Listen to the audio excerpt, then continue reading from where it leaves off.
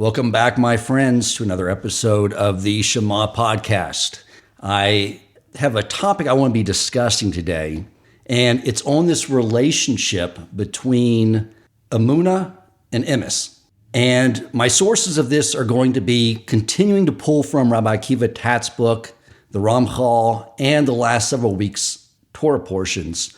But I wanted to first let you guys know that I'm not recording this like I normally do. I am on a Zoom meeting with an amazing group of people.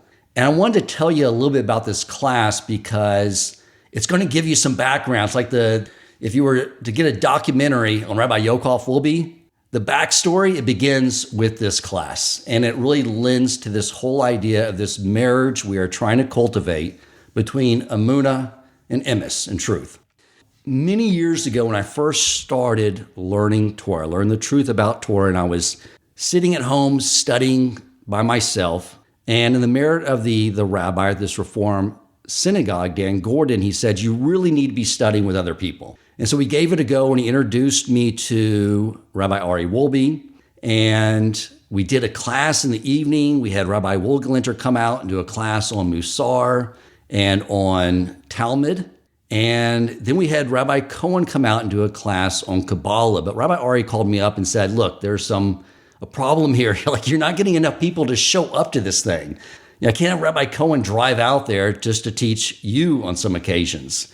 So we can't continue this. I need a minion, at least a minion, to make this thing happen. So some time passed by, and I realized at the synagogue, there was a time during the week where all my friends showed up that I wanted to learn Torah with, and that was on Sundays. That's when everyone dropped their kids off for Sunday school.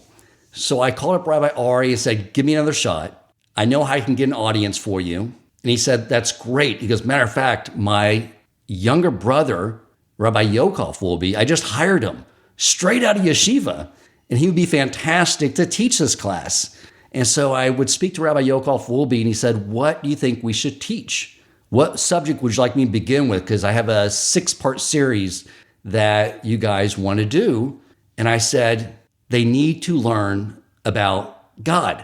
And he said, we want to start there. And I was like, I'm telling you, I just got finished reading Ramchal's The Way of God. I'm telling you, Jews do not know about God. And that's what everything needs to start with. And so he started this 6-week series. I remember I would sit by the door, and as the people start to leave after they drop their kid off, I would stand there. I was like, just come inside. You can have coffee here, and we can learn together. And it was amazing seeing the people just glued in, listening, hearing about their creator and why he created the world. And when that 6-part series was over, the chair of the educational committee, and those who are the OGs of this group that were there back then know that I started sending out emails to the entire congregation under the title of Adult Education Advocate, which you should know, I never went for board approval for this title. I just assigned it to myself and started sending out emails promoting the subject matter that he would be teaching, trying to get people to show up and learn. But after that 6-part series, the chair of the educational committee said, okay, this is coming to an end. You have a great audience. What do you want to learn next? We get another rabbi in. What subject do you want to teach? I said, let me just bring it back to the class. It's their choice, right? And she said, of course. So I went back to the class that morning. I said, this is the last of the 6-part series on discovering God. Would you like to continue the class? And they said, yes, of course. I said, we get another rabbi come in. It's like, no. We want Rabbi Yochel Fulby. And I said, how long of a series would you like to do? We get another 5-part series, 6-part series. And they looked at me astonished, and they said, no, we want every Sunday series forever. And I'm telling you, this class, my friends, has gone on every Sunday with the exception of Yom Tov for over 10 years now. But it's this whole idea that when they heard the Emes, they remained faithful to it. And that's sort of the subject here. But there's more of the story I want to share real quick because one of the things I want to be getting into is this week's Parsha, Yisro. And I want to tell you a Yisro story. So one of the things that happened over this course of time as we were doing these classes, I ended up getting introduced to Rod Bryant. And this, my friends, is a fascinating story. Rod Bryant was a minister at a very big church out in Kingwood where we lived. I think he probably had thousands of members, and he was pursuing Emes, truth. He didn't like the fact that the church was saying, well, just have faith and that's the way it is. Don't research it anymore. He said, no, I want to know the Emes. I want to know the truth. So he sought out a rabbi and started learning our Torah. And when he realized and learned that the Torah does not congeal, it doesn't really align with what he was learning from the church, he gave it all up. Just like Yisro, he walked away from this position of great honor, prestige, salary, retirement package, and said, I just want to pursue the truth. And there's many people that are leaving the church because they're tired of saying, don't ask questions. And he has brought on this huge B'nai Noach movement. He knew his calling in the world. And now you see this group getting together every Sunday, B'nai Mitzvah, B'nai Noach, learning Torah together. And it's a prototype for what the world is going to look like in the era of Mashiach. So it's a great honor to be here. Welcome to the Shema Podcast, the podcast for the perplexed, where Torah insights, intertwined through personal stories, as well as interviews with leading Torah scholars, demonstrate the empowering qualities of Torah and mitzvot. For more great Torah learning through Torch, the Torah Outreach Center of Houston, go to torchweb.org. Now to the show. Before we go in and explore this whole relationship between Emunah and Emes, we need to do a little recap of previous episodes, previous concepts explored in order to work our way down to this idea properly. So that the foundational building blocks of this concept are fresh in our mind. We've discussed in the past the initial desire that was created by our Creator to give to another, and the creation in order to receive the ultimate pleasure the Creator wanted to bestow upon him, was that the creation wanted to give back to the Creator. But I want to add some additional elements, thoughts around this idea, and that is, why did the creation, our collective neshama, want to give? And this gets to the deeper meaning of this, because what the creation, us, what we wanted was really just a deeper relationship with our Creator, with Hashem. And how does one forge a deeper relationship? It's to align themselves and be like their Creator. If their Creator is one who gives, then we want to give as well, because what we truly want is the Creator. But another idea came to mind, and that is, if the Torah is the blueprint for creation, as it is, and the creation began with a Creator bringing in to existence a will for himself to want to give to another and create another in which to bestow that goodness. And then the process of creation itself would be one to where the creation, our collective neshama, would have the ability to give back. And at that stage of giving back would complete the creation. So my idea was this. I had a theory that the Torah should have as its bookends this concept. And when I looked into it, my friends, it definitely does. The first word in the Torah is Bereshis, in the beginning. The last word in the Torah is Yisrael, our collective neshama. Yaakov is our forefather, the synthesis of Abraham, kindness, Yitzchak, Din, judgment, the perfect balance and harmony, those attributes they brought into the world and they synthesized within Yaakov, the physical manifestation of this idea, and he would bring into the world his spiritual aspect, which is Yisrael, and that is who we all are. And we're all contributing components to that collective neshama. So what do we have then? Bereshis in the beginning, Yisrael at the end. In the beginning there was Yisrael. But I went even further and explored the first letter in the Torah is the Vet, or the Bet. And the Kabbalah say that letter symbolizes duality and the giving over of blessings. And the last letter in the Torah is the Lamed. And the Kabbalah say that signifies the one who reaches out to spiritual heights and to learn. And there we have it. The Torah begins and ends with this very idea. So now let's proceed to how Hashem went about creating this world, something we've discussed before. It was through the binary code of his revelation and his concealment of himself. Various combinations creating everything that exists in the heavenly and the physical world in which we reside.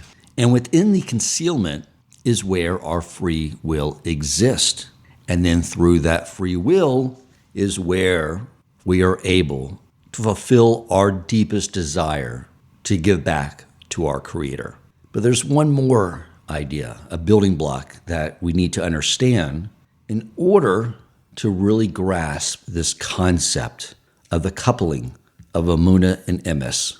And that is through the understanding of masculinity and femininity. Many guys I have talked to are surprised that when you look at the attributes of chesed, kindness, and gevurah, or din, judgment, they're surprised to learn that chesed, kindness, is masculine, and gevurah, or din, judgment, is feminine. They would think it would be the opposite, as women are so much nicer than us, and I agree. But I think this really gets to what kindness and compassion truly is. By understanding this role of masculine and femininity in all areas of creation. We can start with the metaphor of the reproductive process. During that process, masculine gives over up to 100 million potential DNA sequences for life. And what does feminine do? She says, I need to cull through all these available options, and I'm going to grab the one, or in some cases, 2 or 3 if people are blessed with twins or triplets, etc., but typically 1, and that's what I'm going to nurture. I'm going to take all the energy you provide and all the different available options, I'm going to narrow it down to exactly what needs to be nurtured and brought out into this world as a new life, the perfect individual that needs to come into the world now to help reveal our Creator's kingship.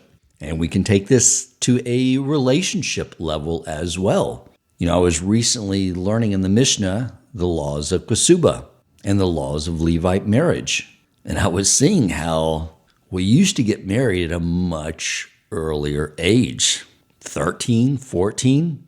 I was thinking about 13-year-old Dan getting married. And I brought it back around to this very concept of masculinity and femininity. If at the age of 13, I had met a young woman and said, I would like you to be my wife, she would say, well, how do you plan on fulfilling the Ketubah in the area of providing for me? And I would have said, I have so many potential, amazing ideas. And she would say, let's hear them. And truthfully, these are the ideas I had at age 13. I would have said, for one, I was thinking about being a garbage man because they have the coolest job. They get to drive down the road hanging from the side of the garbage truck. I mean, how cool is that? And the other thing I noticed is they only work 1 day a week. I mean, that's an awesome gig. And she would say, share with me some more ideas. And I would share with her this idea I had of being a lead singer in a heavy metal rock band, and how I could grow my Jufro out to be like that of Gene Simmons of Kiss, and I would get some really cool spandex. And at the end of my concert, I would sing a heavy metal love ballad that the dudes would hate, but I would do it anyway out of my love for you. And she would say, continue. And I would say, I have many more ideas from all my favorite TV shows. I mean, I was thinking about being a motorcycle cop, like the guys on Chips. We drive around on our motorcycles, solving crimes, and all the while getting to wear very cool shades. That would be awesome.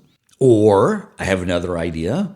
I also like that show, Kung Fu. And I was thinking I could be like him, where I travel from town to town using my kung fu skills to liberate the oppressed from the oppressor. Although I'm not quite sure how to monetize that one yet. And she would say, continue. I would say, I also like this show, Family Ties. It has this character, Alex Keaton, and he's so passionate about learning economics and finance and investments.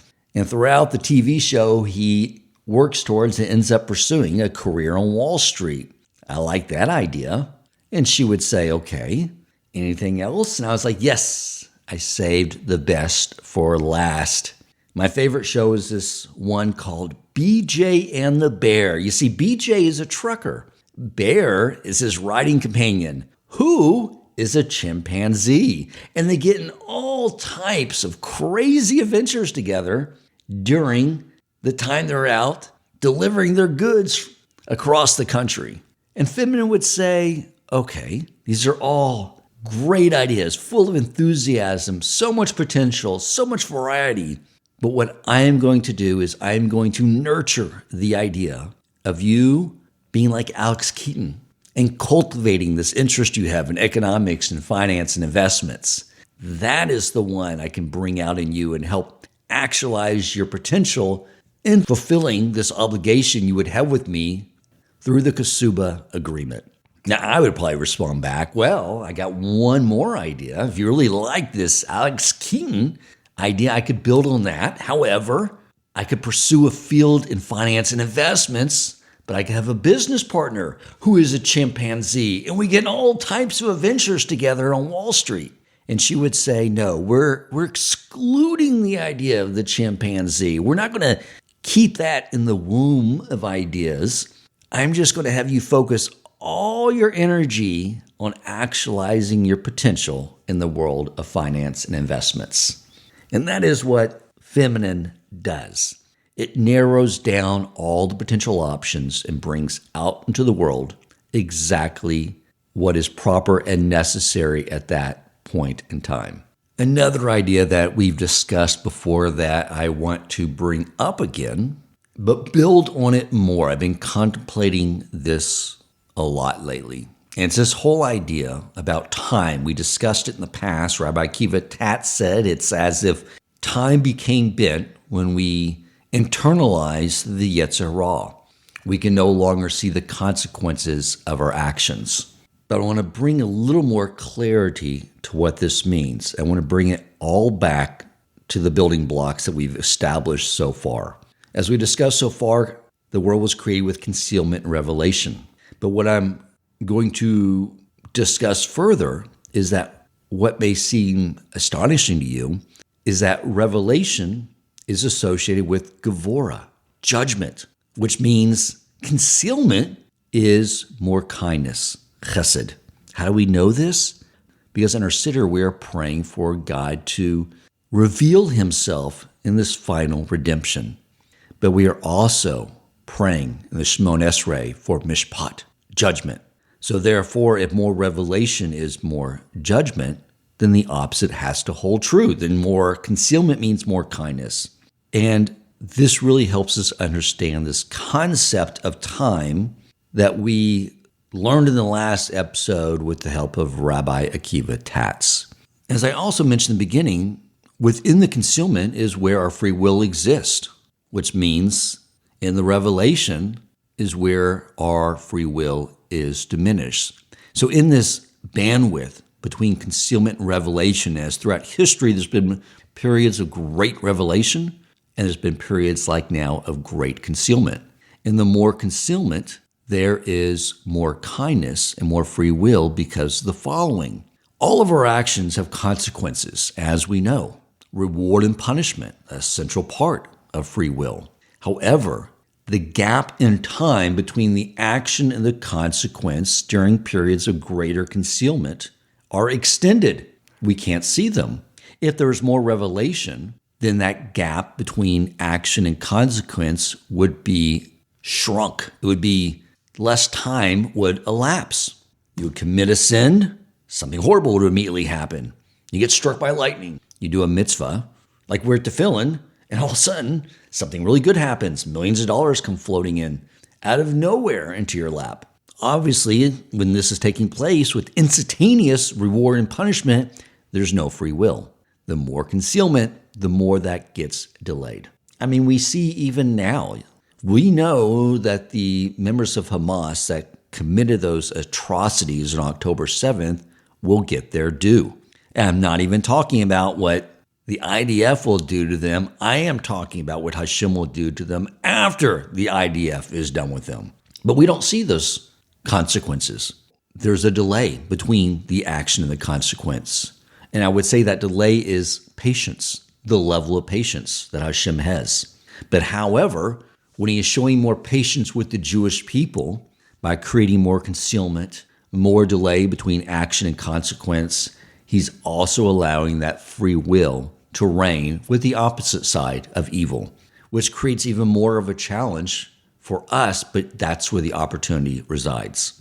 Let's talk about time more, because when you think about the fact that through this world of revelation and concealment, and where our opportunity resides in the concealment, where Hashem gave us the ability to reveal him in that concealment, this entire world he created that he wants so dearly to exist within more fully with us. And he said, but the keys are in your hand, the Jewish people. You will choose whether I come into that world, whether you make it and align it like the world I created in the heavens. So since a process is involved, it means time was a necessary manifestation of a process. And we can get to the ways in which we understand the world. One of them is through hearing, and hearing is something where we comprehend things over time. We have to hear each letter, each syllable, each word, each sentence. They all unfold over a period of time. Sight is something where we immediately know and comprehend, because we get a pure snapshot of everything in totality at once. That is why a witness at a beis din needs to see what took place. They can't just hear it. It's why when we say the Shema, we say, "Hear, O Israel, Hashem Elokeinu, Hashem is one." Hashem, the aspect of God that provides loving kindness, blessings, and Elokeinu, the aspect of Hashem that provides retribution and punishment. It's all one. It's all out of kindness. However, we don't see that in each moment. We either see kindness or we see retribution. We don't see that they all unfold into being all kindness. That takes place over time. And this is why when you learn about what took place at Mount Sinai, when Hashem revealed himself and he gave to the entire Jewish people the first two mitzvos, it says the world stood still. The animals stopped moving. We saw the sound of the shofar. What did that mean? We saw sound, everything stopped moving. Well, it makes sense, because with that tremendous level of revelation of himself, perfection, with imperfection, there's no room for improvement. A process to perfect is not necessary, and therefore time can't exist. And when time can't exist, there's no room for movement. That's why the world stood still. There's no room for sound to transpire over time, because there's no room for time. So we saw sound. Now that makes sense. But there's another element of sound that's different. It's music. It's song. In the Parsha a few weeks back, as the Jews cross through the Sea of Reeds, the waters come back down on the Egyptian army and Pharaoh, and the sea spits them out onto the other side of the sea in front of the Jewish people, in front of us, showing Hashem, making it very clear that who we thought had power, the Egyptians and Pharaoh, they had none. He destroyed them in front of our very eyes. And this is why the only natural outcome that took place was the Jewish people engaging in song. Let me first explain this with an experience I had. When I was dating my wife, she was an opera singer for the Houston Grand Opera. And before we go on dates, she would often sneak me in to the opera rehearsal, and I would go sit in the Wardland Theater by myself and watch the rehearsal. I love the rehearsal more than the actual show, and here's why. During the rehearsal, I would hear the orchestra practicing before they began the rehearsal, and the conductor would have each component of the symphony play, each types of instruments playing in isolation, allowing me to hear each of those instruments by themselves. So I knew the sound they made in isolation. And then the chorus master would come out and have the different voice types of the singers in the chorus sing. And I could hear their sound in isolation. But when the rehearsal began and they joined in harmony together, what I heard was so amazingly beautiful. But more important was I knew that what I was listening to would not be possible with each component part, each individual working in harmony together. That is what the Jewish people saw when they stood at the Sea of Reeds after crossing through and seeing the Egyptians destroyed. At that point, they saw Hashem Elokeinu, Hashem is one. They saw how every event that unfolded was entirely necessary and perfect and harmonious in bringing about the redemption. The time when Moses went to Pharaoh and initially asked to let them go, and Pharaoh's response was to create even more hardships on them with labor, they now understood how perfect that was and necessary it was. Every event, everything that had taken place in their individual lives and collective lives, they saw it was all perfect, all harmonious, all working in tandem together as one beautiful whole. And that is why song was the only natural expression in that moment. So now let's bring all these concepts back to this idea of Emunah and Emes, two qualities that, like the other things we have discussed, possess qualities of masculinity and femininity and need to be paired together and nurtured. Emunah is feminine, Emes is masculine. This pairing between the two, to understand it more clearly, is that Emunah remains faithful to the Emes. Through our pairing of this relationship of remaining faithful to the truth, this is what will bring about the final redemption. You see, masculine can explore all types of ideas, jumping from one to one, thinking this may be true, oh, this may be true too, this may be true. Emunah holds on to the actual truth, the actual Emes. And you see Jewish women doing this throughout our history. They're the ones that are responsible for really bringing about the final redemption. You think about Miriam's father, who made a decision that if Pharaoh is going to kill all the Jewish male babies, then he calculated that he should separate himself from his wife to eliminate the risk of having a son and have it only being killed. But Miriam remained faithful to the truth, the Emes. She told her father, Pharaoh is only killing sons, you are killing sons and daughters. And with that wisdom of Miriam, the father got back with his wife, and from them was born Moses. If you look at all the sins, like the sin of the golden calf and all the sins in the wilderness, the one group of people that did not participate in any of those was the women. They remained faithful to the Emes. And throughout Jewish history, like during the period of Hanukkah, the heroine of the story is Yehudis. And in the holiday that is emblematic of our period to now, Purim, where Hashem is totally hidden, but still operating behind the scenes, our redemption at that point in time was led by Esther, who remained faithful to the Emes. So here's what we need to consider individually. As this relationship of remaining faithful to the truth is what is necessary for each of us to contribute towards the final redemption and bringing about Mashiach, we need to ask ourselves, are we remaining faithful to the Emes, the truth? We just went through Parshas where Hashem demonstrated his power over nature through the 10 miracles for the Jewish people and the 10 plagues for the Egyptians. Have we remained faithful to that Emes? Do we think nature has independent power?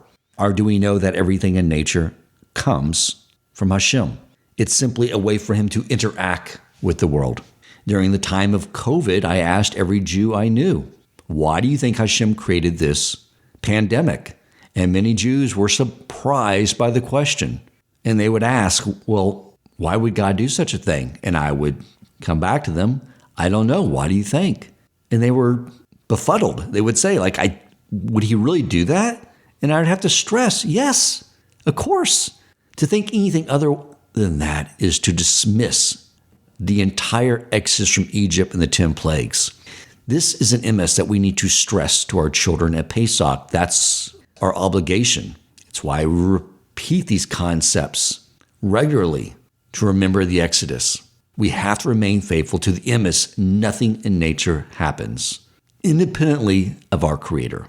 And in this era of concealment, we're met with more challenges because to think of such things by many would be considered to be ideas of a simpleton, low IQ. We would get mocked by the outside world to think such a thing.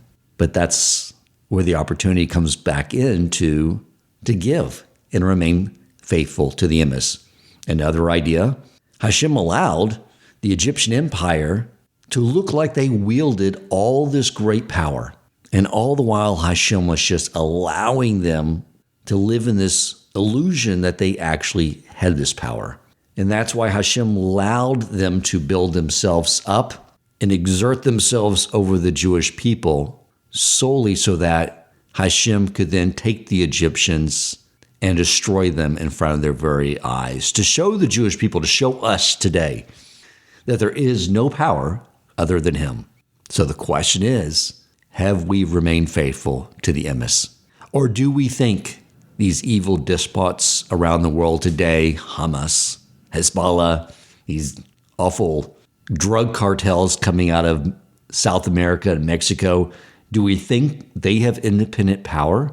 Or do we remain faithful to the emes and know that Hashem is the only power? And He is just allowing them to exert some free will right now until, like in the first redemption, He will take away their power and show them that they are nothing and destroy them in front of the entire world. But it's our job as Jewish people to remain faithful to the emes now. There is only one power. I mean, you look at every experience, every emes given to us in the Torah, the giving of the Torah itself, the time in the wilderness where He provided our food, our manna straight from the heavens, water from a rock, providing for our clothes, growing them on our body, cleaning them. Every need was provided by our Creator. In this concealment where we can't see exactly how He's orchestrating all the events to allow us to obtain all our needs, are we remaining faithful to the emes, the truth, that it all comes from Him? So this week is Parsha Yisro, a perfect storyline, of course. It's the Torah, but now it makes sense why it follows these last several weeks worth of Parshios. We've been exposed now to so much emes, and now we go to Parsha Yisro to see what it means to have Emunah in the emes. Yisro explored every possible idea. He sought truth. He explored every type of idolatry possible. But when he learned about what had happened in Egypt and through the Sea of Reeds and the miracles, he immediately knew this is the emes, and he immediately became faithful and had Emunah in the emes, discarding every other idea he had. That is our task, my friends. And as the stories of our redemption from Egypt provide the prototype for what the final redemption will look like, there is a key difference. During the first redemption, it began with us being in the 49th level of defilement. And really, you look at all those miracles, everything He did to care for us, giving us the Torah, the key word there being given, the Torah, everything was Hashem giving to us. Now let's go back to the beginning. What do we truly desire? To receive, or to receive in order to give back to our Creator? And that is the beauty of the time period we live in right now. This time period, our lives, is what we wanted from the beginning. When He's concealed free will is expanded. This is the time that we can now reciprocate. We can initiate the final redemption. It begins with us. It doesn't come from a top down. We pull it down. This is the time to reciprocate. This time, our lives, think about that. We often look back at these stories in the Torah and say, like, wow, wouldn't it have been amazing to live then? And yes, it would, to be able to experience that, although we did, either in a different lifetime or our souls experienced that before they came into a life. But this lifetime, our lifetime, this is what it's all about. This is where we get to reveal Hashem. When there's more concealment of Hashem and more free will, that's where the opportunity resides. With us, we get to fulfill that deep desire that we had from the very beginning. I believe, my friends, this concept will change, hopefully, perspectives on this time of concealment, with so much anti-Semitism in the world, so many evil people exercising their free will. But now, by contemplating these ideas, I hope that you will see the beauty in it.